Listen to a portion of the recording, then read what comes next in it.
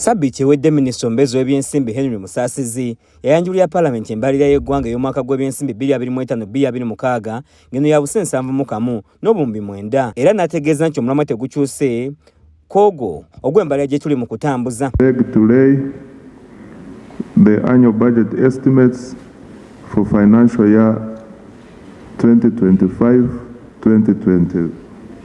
Lira abaka ku Yoludda Oluvuganya Gavumenti nabo batudde ne basomera eggwanga embalirira gye bandyagadde ekole mu mwaka gw'ebyensimbi ogujja okusobola okutuusa bannayuganda ku buweereza obutuufu. Omukolo guno gwindidde ku Palaamenti nga gwetabiddwako abakulembeze b'ebibiina eby'enjawulo okuva ku Yoludda Oluvuganya Gavumenti nga bakulembeddwa mu Kyagulanyi ow'ekibiina ekya National Unity Platform kossa abakiikiridde ebibiina ebirala.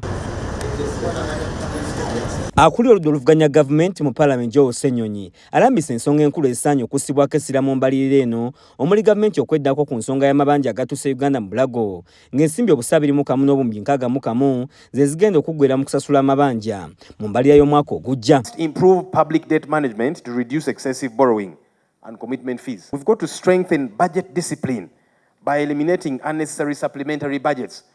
You see, supplementary budgets are a sign of poor planning or no planning at all. Ono agasseeko okwabula gavumenti ku nsonga y'embalirira ez'ennyongereza zeegamba nze zisinza okutabula enkosa y'ebyensimbi mu gavumenti nga mu mwaka gw'ebyensimbi guno gwokka gavumenti yayisizza embalirira z'ennyongereza za nsimbi obuse 6 n'obuwumbi 548. Embalirira yaabwe eno ya buse 55 n'obuwumbi 7 nga basoosowaziza ebyobulamu, ebyenjigiriza, ebyobulimi n'ebyokuzimba okusobola okubbulula eggwanga mu bwavu. Bweri nti ekaaba nti erina akasente katono erekere okuyita mu bayungirizi middlemen okugula eddagala ediringa directly ne ba manufacturers kubanga manufacturer atunda eddagala ku sente ensaamusaamu. Ssenyonyi awabudde gavumenti okukomya okwonoona ensimbi z'omuwi w'omusolo ng'esseeka pulojekiti ez'obwannannyini okuli wa hospital, Atiak Sugar Factory, Day Biopharma ne Inspire Africa Coffee. Atiak Sugar, Day Biopharma, Inspire Coffee Africa Factory, Rock Construction,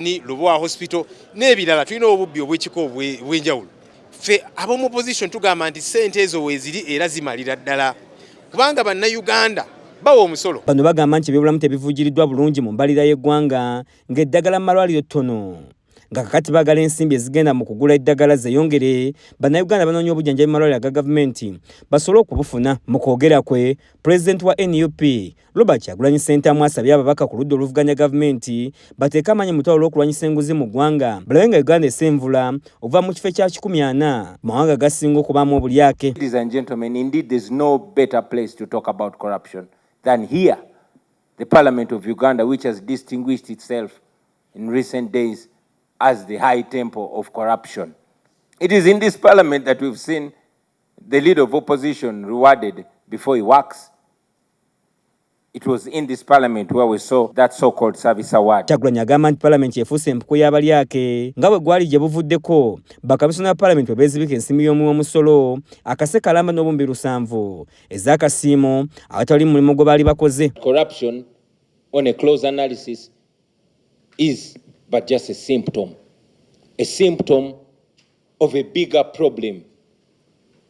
And that problem is misrule, that problem is dictatorship, that problem is a rulership, not a leadership, a rulership that has no account, that does not feel obliged with the people and is not answerable to the people. Eyakulira ku Yoludda Oluvuganya Gavumenti mu Palaamenti Winnie Kiiza alaze essuubi ku mbalirira eno n'ategeeza nti ekifaananyi ekituufu eky'ebyenfuna n'okwawukanako abo balowooza nti oludda olwabula gavumenti terulina kiddako. The opposition has, from the time this country went into multi-party dispensation, been giving alternative policy statements, has been giving alternative policy options. Continue shouting, continue making noise, continue bringing these issues out. Someday we shall overcome. Frank Chiddu yakusakidde eggulire lino ku STV akaleero.